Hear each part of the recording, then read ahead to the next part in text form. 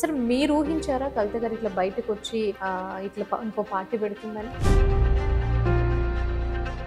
Party పెడుతుందో లేదో తెలియదు ఇప్పటికి కూడా. హ్మ్. బట్ ఆమె ఇంట్లో ఇప్పుడు మీరు స్టార్ట్ చేసినటువంటి బీఆర్ఎస్ అయ్యి ఇప్పుడు కేసీఆర్ గారు 2 సార్లు ముఖ్యమంత్రి అయ్యి సో మీరు పెట్టుకున్నటువంటి పార్టీ ఈ విధంగా అయ్యి ఎవరికి వాళ్ళు విడిపోయేలాగా అయింది అంటే ఇవన్నీ పరిణామాలు చూస్తుంటే మీకు ఏ విధంగా అనిపిస్తుంది? అంటే మేము అందరం కలిసి పెట్టిన పార్టీ అనే ఫీలింగ్ కంటే కూడా హ్మ్. తెలంగాణకు ఒక స్వీయ రాజకీయ శక్తిగా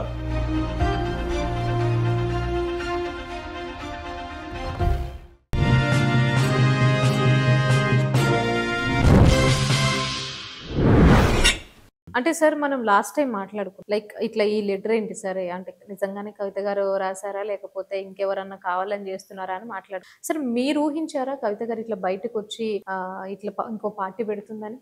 పార్టీ పెడుతుందో లేదో తెలియదు ఇప్పటికి కూడా. హ్మ్. బట్ ఆమె ఇంట్లో ఆమె అంటే అందరికీ అభిమానం. హ్మ్. వాళ్ళ తల్లికి కానీ కేసీఆర్ గారికి కూడా మొదటి నుంచి ఒక రవ్వ కవిత అంటేనే ఎక్కువ అభిమానం ఉండేది. హ్మ్. ఆమె చాలాసార్లు సతాయించింది కేసీఆర్ గారిని, ఆమె పెళ్లి విషయంలో కానీ తర్వాత కానీ హ్మ్. చాలాసార్లు సతాయించింది. కానీ ఆయనకు ఒక ప్రేమ అనేది ఉండేది, బిడ్డ మీద ఎక్కువ ఉంటుంది తండ్రికి అని అంటాం కదా. హ్మ్. బట్ ఇంత గ్యాప్ వస్తుందని అయితే నేను ఊహించలేదు. హ్మ్. ఆ లెటర్ బయటికి రావడంతోనే కొద్దిగా నేను షాక్కు గురైనా. హ్మ్. ఎందుకంటే వరంగల్లో మీటింగ్ జరిగి 4 రోజులు కాలేదు, ఇంత త్వరగా ఇట్లా రావడం అనేది పార్టీకి మంచిది కాదు. ఇప్పుడిప్పుడే ఏంటంటే కొంత సింపతి వస్తున్నది, కాంగ్రెస్ మీద వచ్చే వ్యతిరేకత కొంత బీఆర్ఎస్ వైపు అనుకూలంగా వస్తున్నది. అవును. ఈ టైంలో ఇట్లా చేయడం అనేది కరెక్ట్ కాదు అనేది నాకుండే. అందుకే నేను కొద్దిగా ఆ పార్టీలో ఇప్పుడు నేను లేను వాస్తవంగా. పార్టీ ఫౌండర్గా నాకు తీసేయలేని పేరుంది. హ్మ్. ఇప్పటికైనా టీఆర్ఎస్ ఫౌండర్ కాబట్టి టీఆర్ఎస్ ప్రకాష్ అని అంటారు. హ్మ్. బట్ ఇప్పుడు పార్టీ పరంగా నాకు ఎటువంటి సంబంధం లేదు. ఓకే. నేను అందులో మెంబర్ని కాదు, ఇప్పుడు కనీసం సాధారణ సభ్యుని కాదు, హ్మ్. ఏ రకమైన బాధ్యతలు నాకు లేవు. కానీ ఒక అభిమానం ఉంటుంది. ఎందుకు అంటే నేను పెట్టిన మొక్క కదా, అవును. జయశంకర్ గారు మేమంతా కలిసి సో అందరం. సార్ ఇప్పుడు నేను అడగదలుచుకుంది అదే సార్. ఇప్పుడు మీరు స్టార్ట్ చేసినటువంటి బీఆర్ఎస్ అయ్యి ఇప్పుడు కేసీఆర్ గారు 2 సార్లు ముఖ్యమంత్రి అయ్యి సో మీరు పెట్టుకున్నటువంటి పార్టీ ఈ విధంగా అయ్యి ఎవరికి వాళ్ళు విడిపోయేలాగా అయింది అని అంటే సో ఇవన్నీ పరిణామాలు చూస్తుంటే మీకు ఏ విధంగా అనిపిస్తుంది? అంటే మేము అందరం కలిసి పెట్టిన పార్టీ అనే ఫీలింగ్ కంటే కూడా హ్మ్. తెలంగాణకు ఒక స్వీయ రాజకీయ శక్తిగా ఒక పార్టీ ఉండాల్సిన అవసరం ఉంది. హ్మ్. ఎందుకంటే స్వయం పాలన 10 సంవత్సరాలు చూసాం మనం, 9.5 సంవత్సరాలు స్వయం పాలన ఆ వైభవాన్ని చూసిన తర్వాత మనకేం కావాలనో మనమే నిర్ణయాలు తీసుకునే పరిస్థితి హ్మ్. మన స్వీయ రాజకీయ శక్తిగా ఎదిగిన పార్టీకే ఉంటుంది. ఇప్పుడు జాతీయ పార్టీలకు 100 సమస్యలు ఉంటాయి. 28 రాష్ట్రాల్లో ఇది ఒక రాష్ట్రం అయింది వాళ్ళకి. కాబట్టి వాళ్ళకి ఆ ఇంట్రెస్ట్లు ఉండవు, వాళ్ళకి ఆ కన్సర్న్ ఉండదు.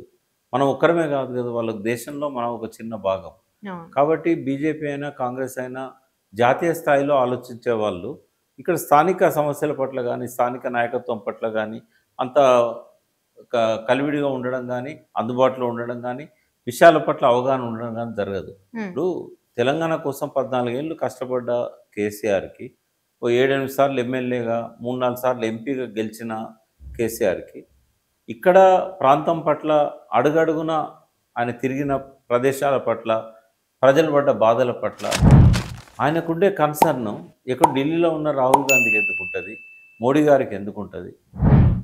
వాళ్ళు ఎవరినో పెడతారు ఇక్కడ. ఆ పర్సన్ ఎన్నడూ తెలంగాణ కూడా అనలేదు, హ్మ్. ఇప్పటికి కూడా అనలేదు. ముఖ్యమంత్రి అయ్యి 1.5 ఇయర్ అయినా జై తెలంగాణ అనలేదు, అమరవీరుల స్తూపం దగ్గర పోయి నివాళులు అర్పించలేదు. ఉద్యమ కాలంలో రాజీనామా చేయమంటే రాజీనామా చేయలేదు. మళ్ళీ ఇదే టీఆర్ఎస్ కాంగ్రెస్ కలిసి ఆయనను టీఆర్ఎస్ టీడీపీ కలిసి 2009లో మొదటిసారి ఎమ్మెల్యేని చేశాయి. టీఆర్ఎస్ సపోర్ట్తోనే అయ్యిండు.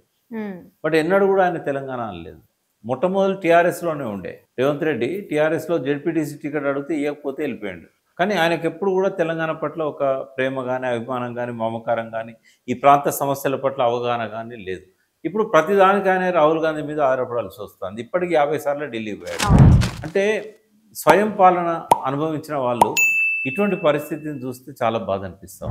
అవును. మన నిర్ణయాలు మనం తీసుకోలేకపోతున్నాం. ఢిల్లీ మీద ఆధారపడాల్సిన కర్మ మనకెందుకు? అప్పుడేమో ఆంధ్ర వలసవాదం, ఇప్పుడేమో ఢిల్లీ రాజకీయాలు మనల్ని శాసిస్తున్నాయి. కాబట్టి బీఆర్ఎస్ అయినా ఇంకొక పార్టీ అయినా తెలంగాణ పార్టీ తెలంగాణను రూల్ చేయాలి తప్ప జాతీయ పార్టీలు రూల్ చేస్తే తెలంగాణ అధోగతి అనేది నా అభిప్రాయం. ఓకే. అదే పద్ధతిలో జరుగుతుంది పాలన కూడా.